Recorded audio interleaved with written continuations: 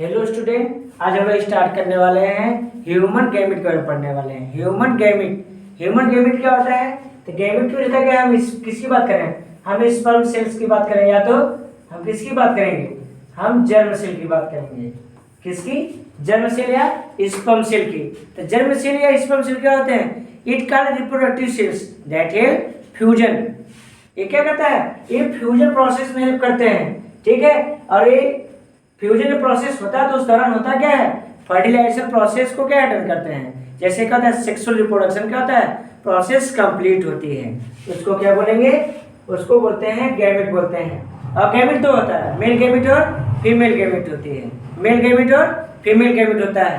तो आज हम किसके बारे में पढ़ेंगे? आज हम पढ़ेंगे मेल गैमेट के बारे में पढ़ेंगे। मेल गैमेट या ह्यूमन स्पर्म के बारे में पढ़ेंगे, ठीक है। इसमें कहा था the production of sperm in human start at the stage of 12 to 14 years old.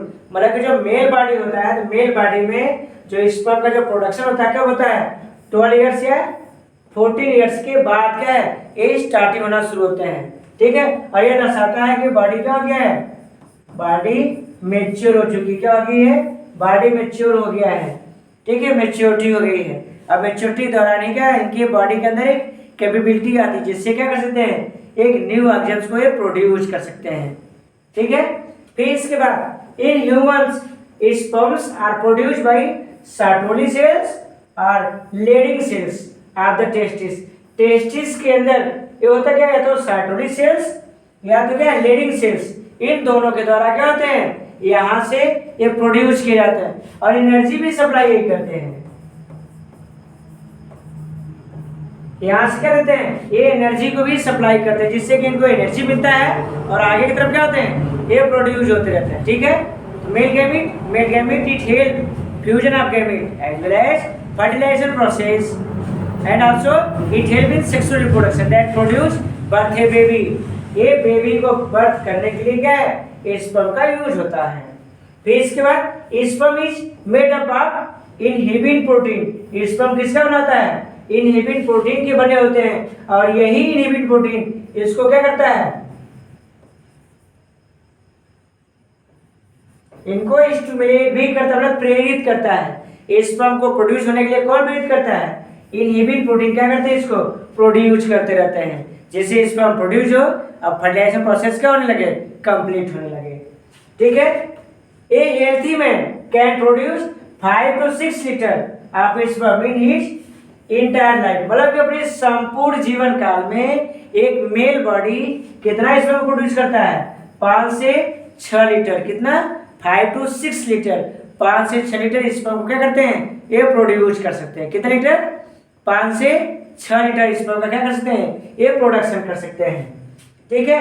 About 20 to 30 crore sperms can be release during masturbation. मतलब कि एक समय में लगभग ह्यूमन बॉडी लगभग 20 to 30 करोड़ स्पर्म को क्या कर सकते हैं? ये प्रोड्यूस कर सकते हैं। तो जो मेल बॉडी होती है, एक बार में कितना प्रोड्यूस कर सकते हैं? लगभग 20 से 25 करोड़। मतलब 20 to 30 करोड़, 20 से 30 करोड़ ये स्पर्म को क्या कर सकते हैं? प्रोड्यूस कर सकते हैं, ठीक है। तो फिर से इसको रिवर्स कर सकते हैं। जो ह्यूमन बॉडी होता है, ह्यूमन बॉडी में स्पर्म लगभग 12 से 14 ईयर्स में ये प्रोड्यूस किए जा सकते हैं। मतलब कि जब इनकी बॉडी क्या होगी? मेच्योर होगी। अर्थात किस स्टेज की बात हो रही है? किसकी बात हो रही है? पबर्टी स्टेज की बात हो रही है। पबर्टी स्टेज में क्या होता है? ये स्पर्म को प्रोड्यूस कर सकते हैं, ठीक है। In human body sperms are produced by Sertoli cells या लेडिंग सेल्स। इनके बॉडी में जो स्पर्म प्रोड्यूस होता है कहाँ से? सर्टोली सेल्स या लेडिंग सेल्स होगा, वो भी किसके? टेस्टिस से प्रोड्यूस होते हैं। फिर sperm is made up of inhibin protein. जो स्पर्म होते हैं किसके बने होते हैं? यह इनहिबिन प्रोटीन बने होते हैं। किसके? इनहिबिन प्रोटीन के बने होते हैं। ए healthy man can produce 5 to 6 litre of sperm in his entire life. मतलब अपने पूरे संपूर्ण जीवन में ये कितना स्पर्म प्रोड्यूस कर सकते हैं? 5 से 6 लीटर स्पर्म को प्रोड्यूस कर सकते हैं। और one time it produce 20 crore to 30 crore sperm in one time. मतलब एक टाइम में ये लगभग क्या है? 20 से 30 करोड़ स्पर्म को क्या कर सकते हैं, ये प्रोड्यूस कर सकते हैं।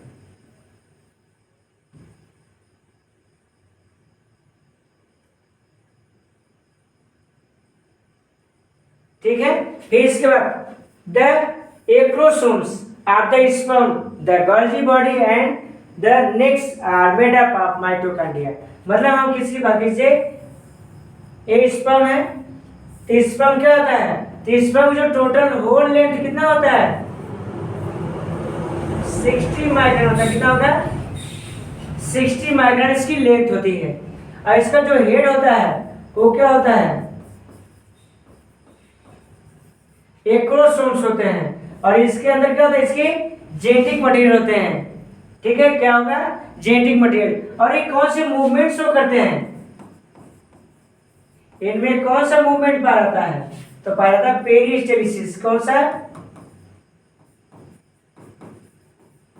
पेरिस्टेलिसिस होगा। ठीक है, या हम कह सकते हैं पेरिस्टेटिक भी कह सकते हैं। पेरिस्टेटिक मूवमेंट इनमें पाई जाती है। कौन सी मूवमेंट होगा, पेरिस्टेटिक मूवमेंट स्पर्म स्वैप करते हैं। और it fuse the egg into make a 60 degree angle. ठीक है, ये जब होल को जो फ्यूज करने जाता है तो इनका एंगल कितना होता है, 60 डिग्री होता है। कितना, 60 डिग्री होता है। It fuse the hole in the position of 60 degree angles. जब ये इस एग को फ्यूज करने की जब कोशिश करते हैं तो इनका एंगल कितना होता है, 60 डिग्री एंगल्स होता है। मतलब 60 डिग्री एंगल बनाएंगे तब क्या करेंगे, होल को ये फ्यूज कर देते हैं। ठीक है, और इनका जो नेक बॉडी होता है, नेक, ये जो नेक गर्दन होती है माइटोकॉन्ड्रिया बना होता है। और इनका जो हेड बॉडी है स्पर्म का, ये किसका बना होता है, एक गोल्गी बॉडी बने होंगे। किसके, गोल्गी बॉडी के बने होते हैं। The complete maturation of sperm take place in tubes called स्टीरियोसिलिया। जो स्पर्म होता है कहाँ प्रिपेयर्ड होते हैं, कहाँ, स्टीरियोसिलिया में क्या मेच्योर होते हैं, लेकिन प्रिपेयर कहाँ होते हैं, एपिडिडाइमिस होते हैं। किसमें, एपिडिडाइमिस में। ते मेच्योर कहाँ होते हैं, स्टीरियोसिलिया में। और प्रिपेयर कहाँ होते हैं, एपिडिडाइमिस में। और सबसे खास बात यह है, स्टीरियोसिलिया में कितना दिन तक रह सकते हैं, ये 40 डे तक स्टोर होते हैं। कहाँ तक, 40 डे, 40 दिन तक। ये कहाँ स्टोर होंगे, स्टीरियोसिलिया में। Stereocilia is a parts of male reproductive systems that store the sperm 40 day and then the matures. ठीक है, तो 40 दिन तक इसको स्टोर करना। फिर mature sperm are called spermatozoa. Mature sperm को क्या बोलते हैं, स्पर्मेटोजोआ बनेंगे। क्या बनेंगे, स्पर्मेटोजोआ बोलते हैं। क्या बोलते हैं, स्पर्मेटोजोआ कहलाता है। Immature sperm are called spermatid. और जो स्पर्म मैच्योर नहीं हो पाते हैं उसको क्या बोलते हैं, स्पर्मेटिड्स बोले। क्या बनेंगे, स्पर्मेटिड्स बोलते हैं। ठीक है, तो स्पर्मेटिड्स क्या होता है, अनमेच्योर स्पर्म। अनमेच्योर स्पर्म को क्या कहा जाता है, स्पर्मेटिड्स कहते हैं। ठीक है, द पीएच ऑफ स्पर्म, जो स्पर्म का जो पीएच होता है कितना होता है, 7.2 to 8 होता है। कितना होगा, 7.2 to 8। मतलब हमें कह सकते हैं इनका जो नेचर होता है कैसा होता है, इनका नेचर हल्का से बेसिक होता है। क्या होता है, हमेशा हमेशा हल्का से बेसिक होगा। ठीक है, हल्का से क्षारीय होते हैं।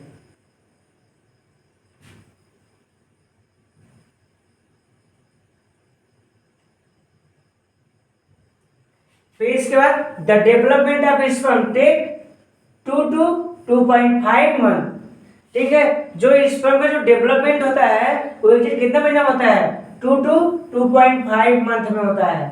ठीक है, मतलब वही कह सकते हैं कि 60 डे to 70 डे, प्लस 60 से 70 दिन कह सकते हैं कि ये पूरा क्या होता है, ये डेवलप हो जाते हैं। स्पर्म और हेप्लॉइड, हेप्लॉइड में सीधा क्या है, ईएन होता है। मतलब कि यहाँ पे क्या है, ये सिंगल यूनिट होते हैं। मतलब हेप्लॉइड मतलब ये सिंगल भाग होते हैं। और sperm are form by the मियोसिफेंस इट्स थ्रू डिवीजन। मतलब कि मियोसिफेंस के द्वारा क्या होते हैं, इनका क्या होता है, इनका फॉर्मेशन होता है। The process of sperm formation is called Metamorphosis. ठीक है, वो आर स्पर्मेटोलिसिस आ गया है, स्पर्मेटोजेनेसिस। क्या बोलते हैं? स्पर्म के फॉर्मेशन क्या बोलते हैं? स्पर्मेटोजेनेसिस या मेटामॉर्फोसिस के नाम से भी क्या होते हैं? जानते हैं। ठीक है, ठीक है, किस नाम से जानते हैं? मेटामॉर्फोसिस या स्पर्मेटिलियोसिस या क्या बोलते हैं? स्पर्मेटोजेनेसिस के नाम से जानते हैं। The length of sperm is 60 micron. Sperm की लेंथ कितनी होती है? 60 माइक्रोन। 60 माइक्रोन मतलब 60 माइक्रोन इसकी क्या होती है? स्पर्म की लंबाई होती है। कितनी लंबाई होती है? 60 माइक्रोन इसकी लंबाई होती है। एंड एंजाइम्स कॉल्ड हाइड्रोडिनेरेट्स is release through the acrosomes of the sperm. जो इससे हमारे पास ये जो स्पर्म का जो सबसे ऊपरी भाग होता है, इसे क्या बोलते हैं? इसे बोलते हैं एक्रोसोम बोलते हैं। और इसी एक्रोसोम से हाइड्रोडिनेरेट नाम की क्या होती है? एंजाइम निकलती है, जो ओवरी के वाल को क्या करती है? ब्रेकिंग करने का काम करती है। इट ब्रेक द ओवरी वाल। ये ओवरी वाल की क्या करती है? ब्रेक करने का काम करती है। क्या करती है? ब्रेक करने का कार्य करती है, जिससे क्या हो सके? जिससे फर्टिलाइजेशन प्रोसेस क्या हो सके? डन हो सके या कंप्लीट हो सके।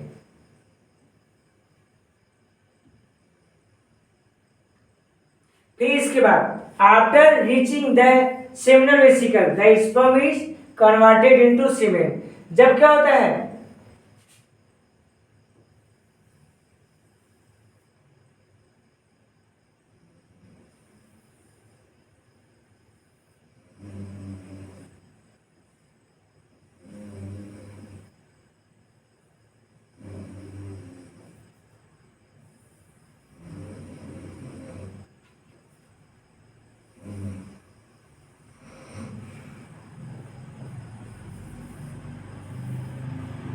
ठीक है, तो हमारे पास क्या मेल रिप्रोडक्टिव पार्ट्स होते हैं। सपोज गेस लगा लेना कि मेल रिप्रोडक्टिव पार्ट्स होते हैं।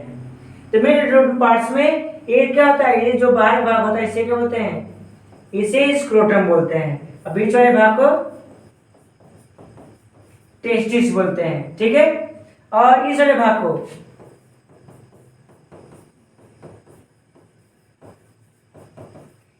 एपिडिडाइमिस बोलते हैं। और इसे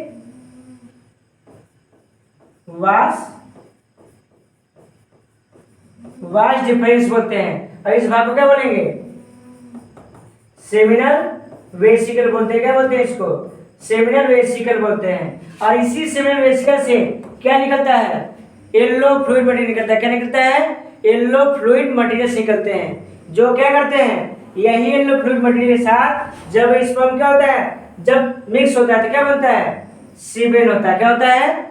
सीमेन बनता है। ठीक है, क्या बनता है? सीमेन बनता है। और जो सीमेन होते हैं ये क्या होते हैं? येलो होता है। ठीक है, येलो फ्लूइड मटेरियल होता है। और यही येलो फ्लूइड मटेरियल क्या करता है? फर्टिलाइजेशन प्रोसेस क्या करते हैं? कंप्लीट करने का काम करते हैं। क्या करेंगे? ये कंप्लीट करते हैं। ठीक है, फिर इसका these found in the lungs microscopic and thread like structures. ठीक है, ये कैसे होते हैं? ये लंबे होते हैं। और कैसे होंगे? ये थ्रेड और माइक्रोस्कोपिक स्ट्रक्चर होता है। कैसा होगा? थ्रेड और माइक्रोस्कोपिक होते हैं। ठीक है, अब आते हैं क्या है? हम इसके स्ट्रक्चर्स के बारे में आते हैं। तो स्ट्रक्चर का मतलब ये है कि जैसे हमारे पास जैसे स्पर्म हमारे पास है। ठीक है, तो इसमें में क्या होता है? जैसे स्पर्मेटोजेनेसिस के माध्यम से क्या होती है? ये स्ट्रक्चर्स कंप्लीट होती है। ठीक है, अच्छा इसके माध्यम से कंप्लीट होता है। इसमें क्या होगा? इसे सबसे ऊपरी भाग जो होता है इसमें एक्रोसोम्स होते हैं। फिर इनके जो बीच में जो धागे जैसी संरचना होती है इसे क्या बोलते हैं? इसे न्यूक्लियस बोलते हैं। इनका जो नेक भाग होता है, नेक में इनके पास क्या होते हैं? इनके पास माइटोकॉन्ड्रिया होता है।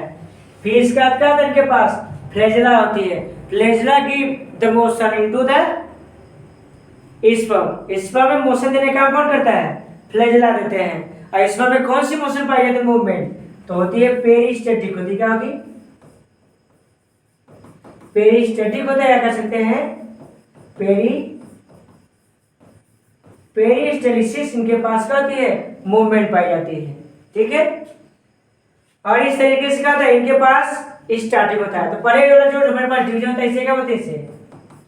इसे माइटोसिस डिवीजन बोलते हैं। और जो निचला भाग होता है इसे क्या बोलेंगे? मियोसिस डिवीजन कहलाता है। अब माइटोसिस की खोज 1882 में किसने किया था? डब्ल्यू फ्लेमिंग की खोज किया था। अमीनोसिस की 1905 में फार्मर एंड किसने किया था? फार्मर एंड मोरेलिस किसी को किया था? मियोसिस किया था। मतलब when a cell divide into 4 half daughter cells. अब mitosis when a cell divide into 2 equal daughter cells. ठीक है,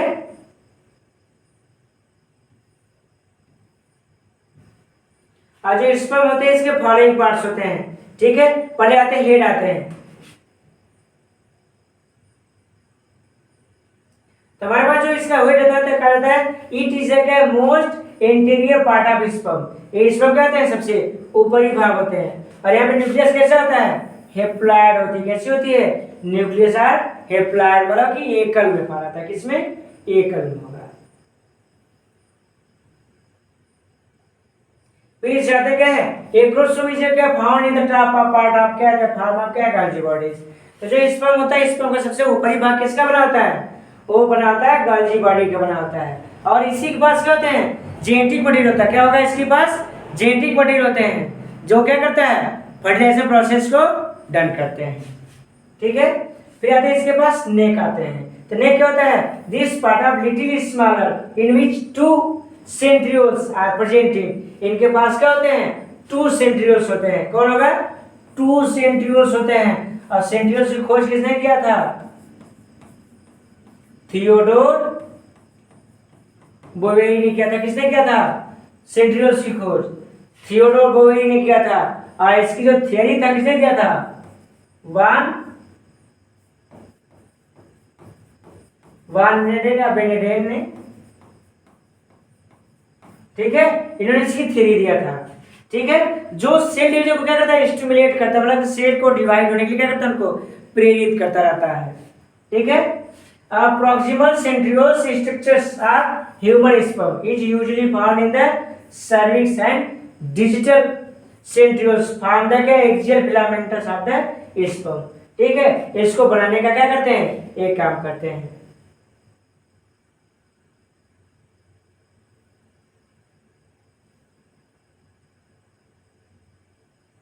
फिर इसका जो मिडिल पीस होता है इनकी, कहता है the middle parts of sperm is called is the क्या? Power house. मतलब पावर हाउस मतलब किसकी बात हो रही है? माइट्रो,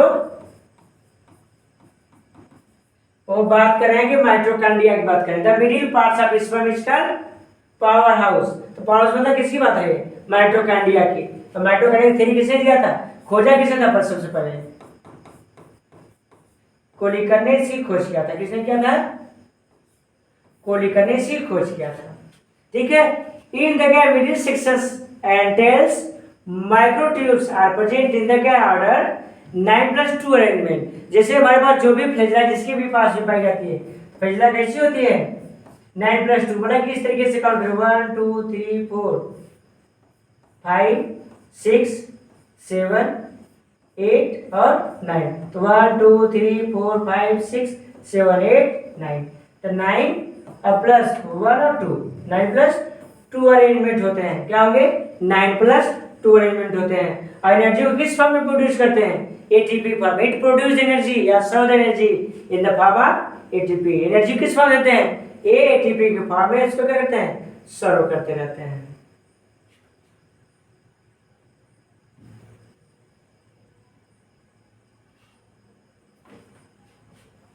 अब आते हैं इनके टेल्स आते हैं। क्या आते हैं इनके?